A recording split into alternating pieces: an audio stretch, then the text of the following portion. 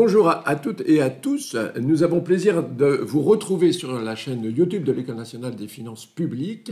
Dans cette période estivale, à ce moment-ci de l'année, peut-être êtes-vous nombreux à avoir fait le pas, de vous être inscrits pour le concours. La date est dorénavant derrière nous, mais pour le concours d'agencé. Ou peut-être êtes-vous dans l'incertitude de vous dire « j'attends l'ouverture de l'inscription au concours » s'agissant des inspecteurs et des contrôleurs des finances publiques. Eh bien, ce sera à l'automne à compter du mois de septembre prochain. Ou peut-être êtes-vous à regarder une fiche de poste de contractuel. Peut-être vous vous interrogez de savoir si vous voulez être parmi les jeunes du service civique, si vous voulez être apprenti, alternant et être accueilli dans les services de la Direction générale des finances publiques. Et c'est en ma qualité de directeur de l'École nationale des finances publiques, donc habitué à accueillir de belles cohortes ces années-ci dans le cadre du renouvellement générationnel que l'on sait au sein des administrations publiques et notamment ici au sein de la Direction générale des finances publiques au ministère à Bercy, que nous avons choisi à quelques-uns, alors nous sommes 6 autour de ce plateau, d'évoquer avec vous un thème que nous n'avons pas eu précédemment l'occasion d'évoquer, de détailler, qu'est l'action sociale au sein du ministère. Et puis nous allons aller sans doute du ministère jusqu'à la réalité du service local pour voir un petit peu comment s'enchaînent et quelles sont les promesses employeurs, en quelque sorte, de l'administration publique au regard de celles et ceux qui nous rejoignent. Alors peut-être Jean-Marc, pour commencer, comment situer l'enjeu et comment y organiser finalement l'action sociale? Merci Yannick. Bonjour à tout le monde. C'est un très beau sujet de parler de l'action sociale. Je profite d'ailleurs de cette occasion par rapport à tous ceux qui nous regardent pour les féliciter. Certains d'entre eux, beaucoup d'entre eux probablement ont passé une sélection, même si elle remonte à quelques mois pour rentrer dans cette grande et belle maison qu'est la DGFiP. Et puis évidemment aussi de les féliciter d'avoir choisi les finances publiques pour y décliner une carrière. C'est une très belle maison à laquelle je crois on est tous très très attachés, moi le premier. Et vous l'avez probablement fait pour plein de raisons, pour la qualité du travail, pour les perspectives de carrière, pour la diversité des métiers que cette grande et belle maison offre. Vous l'avez fait aussi probablement pour les valeurs qui sont portées par cette grande et belle direction. Et je crois que vous avez eu l'occasion d'en parler lors de sessions précédentes. Mais je voudrais surtout insister aussi sur le fait que quand vous rejoignez le ministère des Finances en général et les finances publiques en particulier, c'est aussi une maison qui déploie beaucoup d'efforts pour bien vous accueillir. Et bien vous accueillir pour votre environnement, pour la qualité de vie au travail qui sera la vôtre, pour faciliter les choses, indépendamment du métier que vous allez et des métiers que vous allez décliner au sein de cette maison. Et donc l'action sociale, c'est en fait pour un ministère comme le ministère des Finances, pour une grande direction comme les finances publiques, c'est un peu ce que serait un grand comité d'entreprise si vous étiez dans une grande entreprise publique. Alors certes, l'administration n'est pas une entreprise, mais l'action sociale veut vous proposer toute une série de prestations qui vous rendront la vie plus facile, qui rendront votre environnement de travail plus agréable et plus confortable. Et donc tout ça se décline comment ? Évidemment, un des premiers soucis, et je pense que c'est quelque chose que beaucoup d'entre vous auraient probablement déjà en tête, vous assurez, vous facilitez les choses pour trouver un logement. Un logement, évidemment, quand vous êtes stagiaire et après, quand vous serez plus tard affecté dans un poste ou plusieurs postes, où vous serez amené au cours d'une carrière à déménager, à être muté, à changer de métier. Et donc, on sait que le marché du logement aujourd'hui est devenu un petit peu compliqué en France. Et donc, une des grandes missions de l'action sociale de ce ministère et des finances publiques, c'est de vous aider à vous loger de façon facile, confortable et à des conditions financières qui soient compatibles, évidemment, avec les revenus de chacun. Le logement, c'est évidemment très, très important. La restauration, évidemment, c'est aussi quelque chose d'important. La restauration collective, évidemment, chacun a le choix de se restaurer de la façon qu'il le souhaite. Mais là aussi, on a connu des périodes d'inflation ces derniers temps, etc. Donc, bien évidemment, c'est important de pouvoir se restaurer sur le lieu de travail ou ailleurs dans des conditions de qualité et des conditions financières qui soient tout à fait intéressantes. Et là, c'est évidemment, comme le ferait un comité d'entreprise, l'action sociale du ministère qui vous propose les prestations des restaurants interentreprises, de la restauration, avec cette action sociale qui se décline également dans la restauration collective. Et puis évidemment aussi les vacances, parce que c'est une offre qui doit être faite, aussi bien d'ailleurs pour les familles que pour les enfants à travers des colonies de vacances, par toute une offre qui est extrêmement variée. S'ajoute à ça évidemment des activités sportives, des activités culturelles qui se déclinent à peu près sur l'ensemble du territoire à travers différentes associations. On va y revenir dans le détail.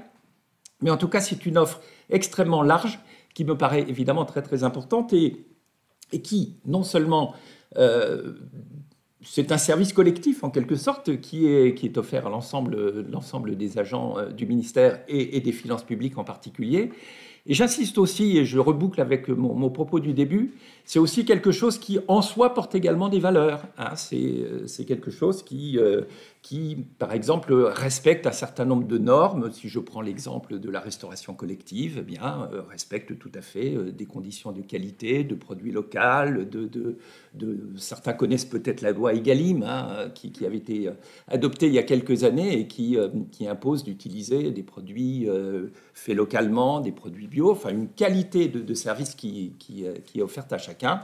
Donc c'est aussi ces valeurs-là qui sont portées, c'est des valeurs de solidarité, parce qu'évidemment, les tarifs qui sont proposés sur ces différentes prestations et les prestations elles-mêmes qui sont proposées se déclinent en fonction des revenus de chacun. Donc tout ça, bien évidemment, respecte aussi ces valeurs, qui, je crois, sont les valeurs portées par ce ministère globalement et cette direction des finances publiques en particulier.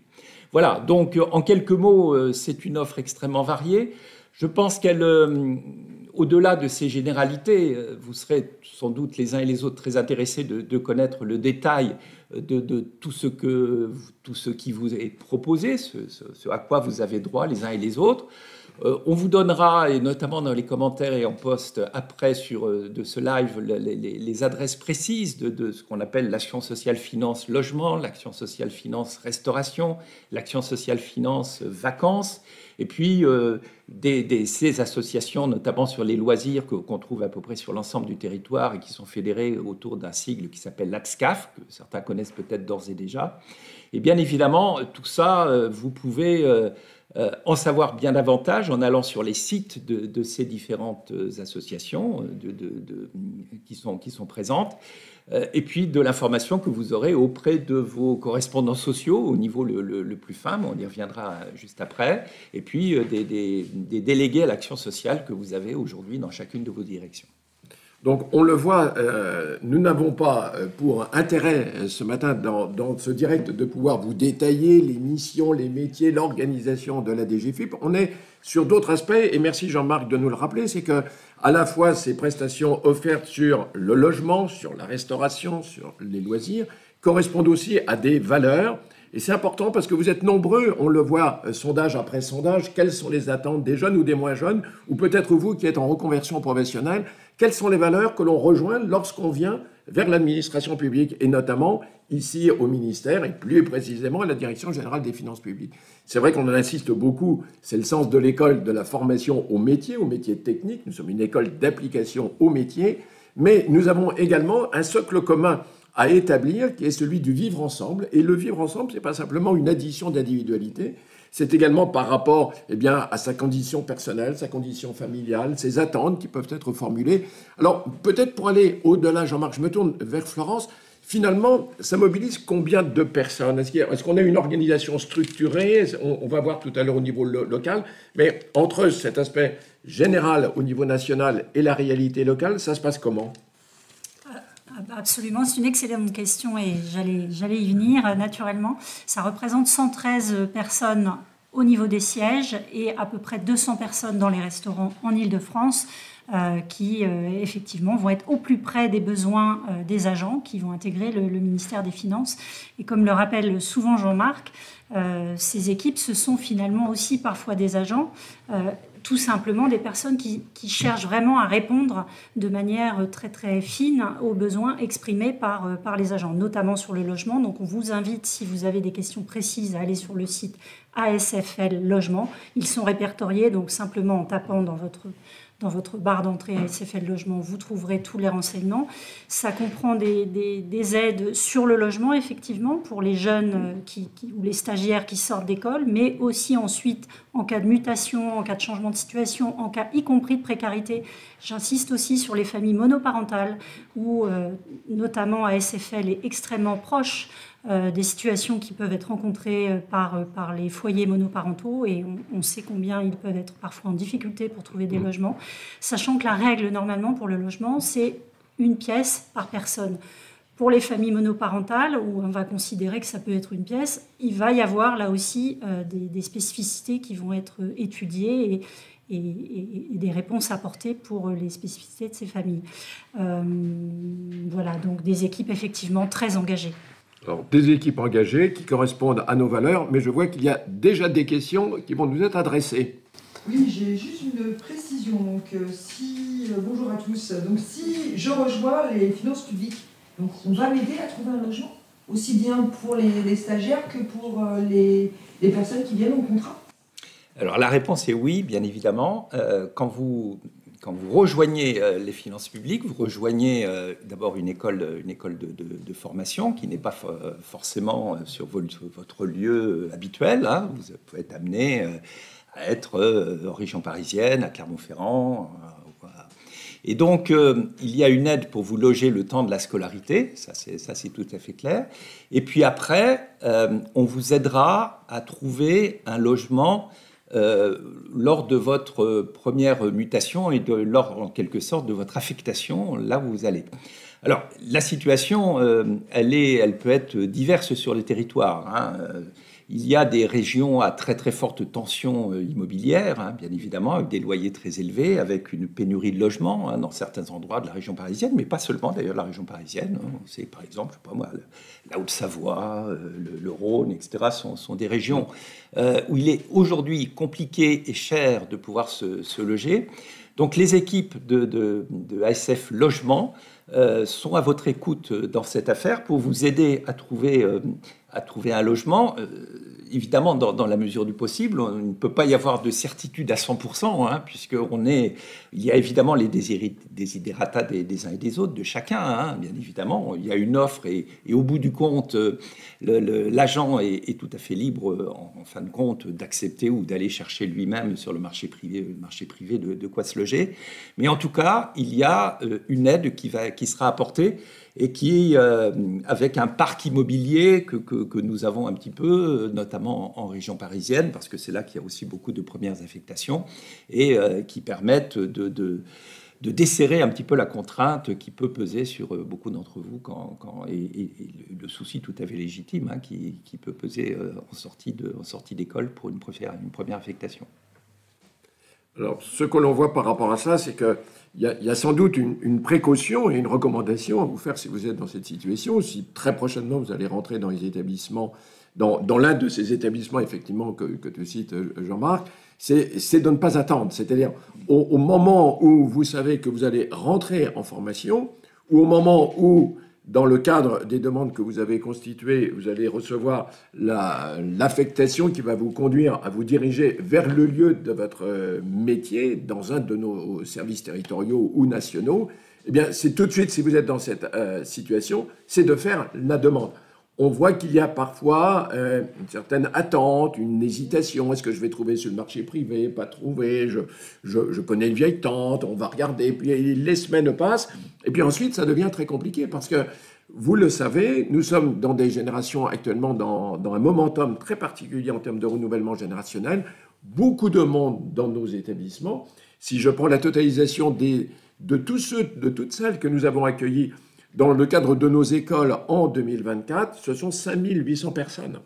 Donc vous voyez bien que par rapport à ce volume, je pense qu'il y a beaucoup de bienveillance et d'attention pour essayer d'accompagner au plus près la demande que vous pouvez présenter, mais encore faut-il la présenter. Et on sait que parfois, il y a un petit peu de réticence par rapport à ça, un peu d'hésitation.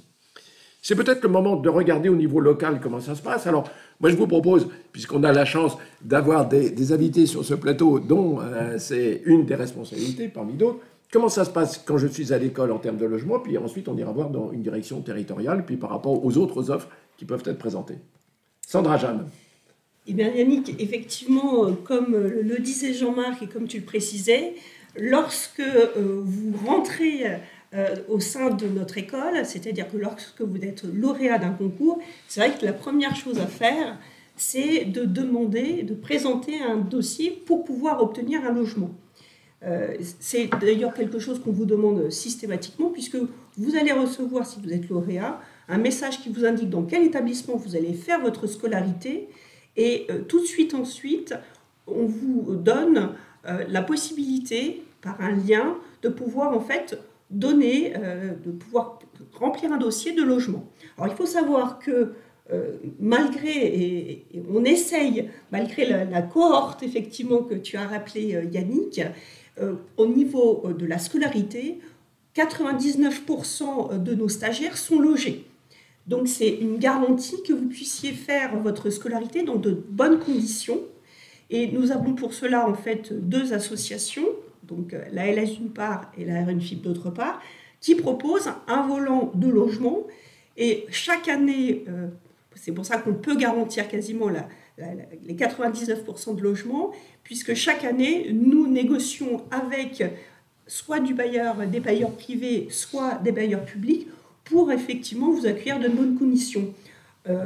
Ce qu'on peut proposer comme logement, c'est évidemment, on l'a rappelé, Florence l'a rappelé tout à l'heure, la logique c'est une pièce, une personne, donc majoritairement ce sont des studios. Néanmoins, nous avons aussi possibilité d'offrir des T2, des T3 pour des stagiaires qui souhaitent venir effectivement à l'école avec leur famille, notamment quand il y a des conditions un peu particulières.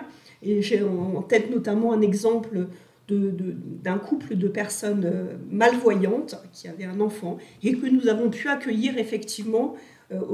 Donc nous avons pu leur trouver un logement approprié.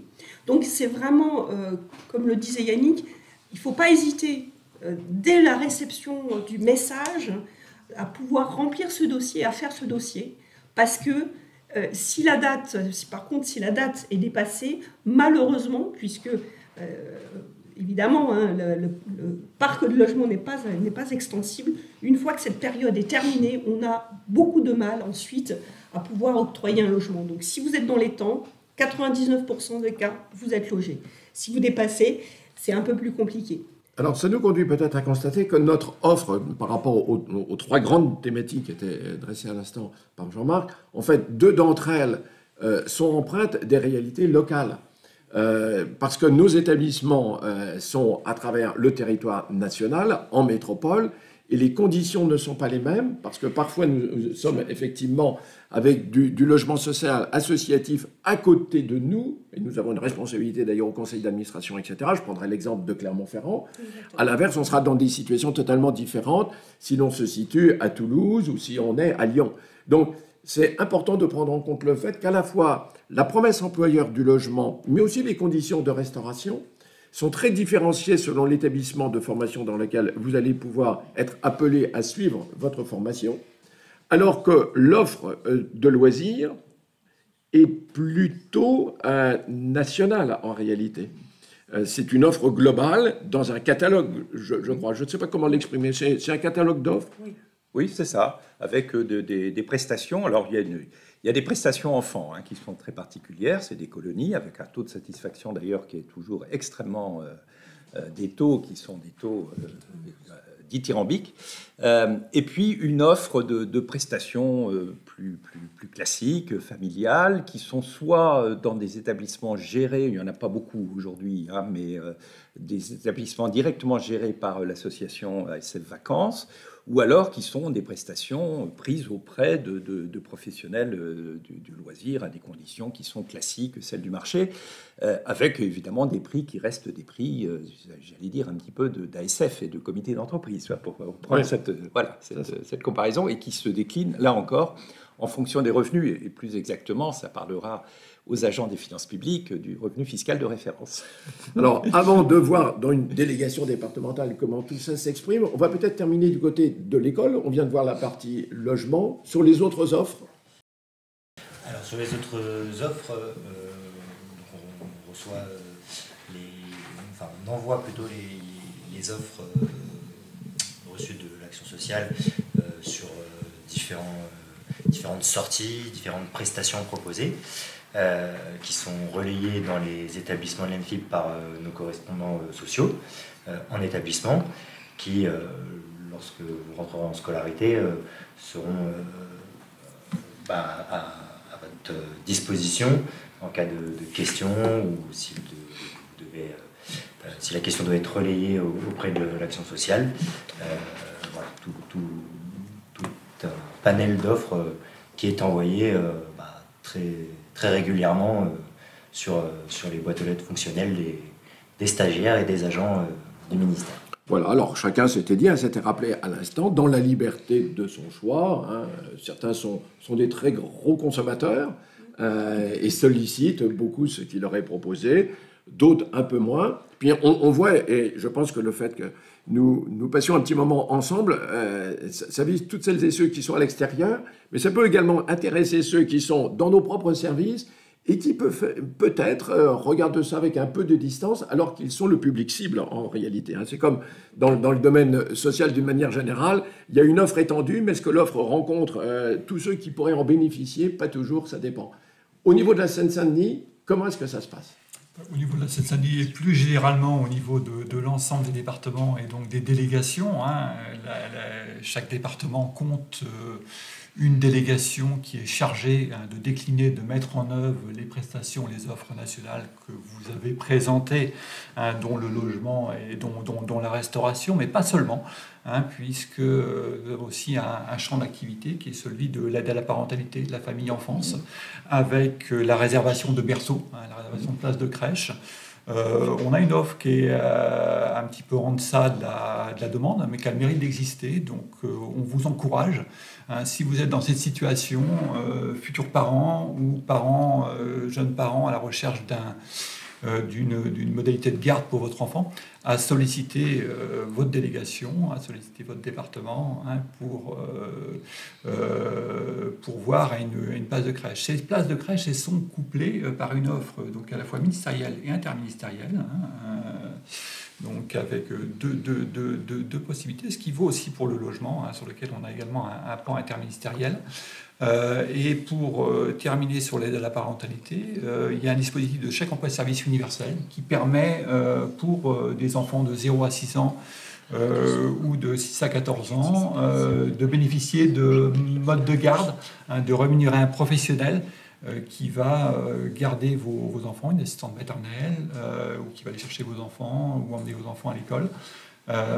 Donc c'est une possibilité qui existe également, et depuis tout récemment, pour les plus jeunes, pour les ados, pour les 12-17 ans, un chèque emploi-service sport, un sport finance qui permet de financer des cours ou une partie d'une licence auprès d'une association ou d'un club sportif. Est-ce que c'est suite aux Jeux Olympiques ou ça existait avant? C'est arrivé un petit peu en amont des Jeux Olympiques. Ah bah voilà, c'était dans la trajectoire sportive. Voilà, c'est tout à fait, et avec une continuité donc sur qui est aussi une nation qui se poursuit, qui monte en puissance. Extraordinaire. Je vois qu'on a des interrogations à distance. Oui, alors en plus donc, de ces aides à la parentalité, les crèches et autres, on me pose des questions comme dans les comités d'entreprise. Est-ce qu'il existe des aides, des cadeaux aux enfants pour les fêtes de Noël? Oui. Voilà. Est-ce que c'est quelque chose qui est prévu? Oui, c'est quelque chose qui est prévu, qui se fait dans chacune des délégations, dans chaque département, avec le traditionnel, on va dire, spectacle arbre de Noël, qui est couplé généralement d'une prestation soit de jouets, soit de chèques cadeaux, délivrés aux enfants. On est sur la tranche d'âge, généralement 3-12 ans pour le spectacle, 3-17 ans pour le chèque cadeau. Et ça, ce sont des actions qui sont spécifiquement locales, qui sont discutées en instance dans le cadre du dialogue social, en conseil départemental de l'action sociale, sur lequel sont définies, selon le département, d'autres actions qui peuvent être des sorties, des week-ends, des visites, des spectacles, qui peuvent être aussi des prestations de conseil Donc, consultation, certains départements, ils se proposent des consultations juridiques, des consultations d'un psychologue, des consultations d'un conseiller économique, social et familial, pour des gens qui auraient des difficultés dans la gestion, qui auraient besoin d'être aidés dans la gestion de leur budget, ou des consultations de nutrition.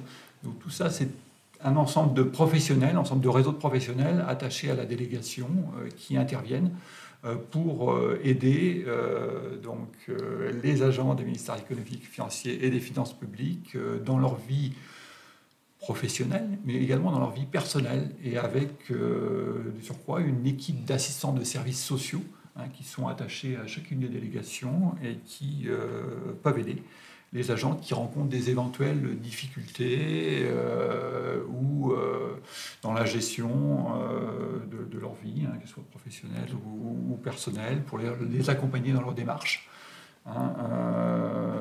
pour faciliter la mise en lien avec d'autres professionnels. Donc à la fois des professionnels sur le service social, assistants de services sociaux, mais également d'autres professionnels qui sont ceux de la médecine du travail, avec des médecins et des infirmiers du travail qui sont chargés d'appliquer, de mettre en place la politique santé et sécurité du ministère et qui assurent des suivis individuels ou des organisations de poste.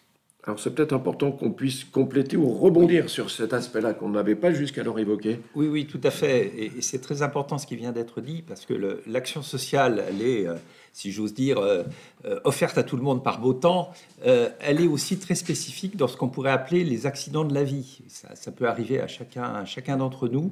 Et c'est vraiment quelque chose sur lequel nos prestations sont extrêmement réactives. J'en veux quelques exemples, des situations, par exemple, des prestations particulières pour des situations de handicap. On a parlé tout à l'heure de certaines situations familiales. On est aussi très réactif en matière de logement, par exemple en situation de violence qui peuvent exister, parfois ici ou là, ou en situation de catastrophe naturelle. Je pense notamment que beaucoup d'actions ont été faites ces derniers mois, notamment vers nos collègues des directions de Mayotte, suite aux calamités qu'ils ont subies et sur lesquelles l'action sociale et notamment l'action logement, etc., a été extrêmement efficace. Voilà.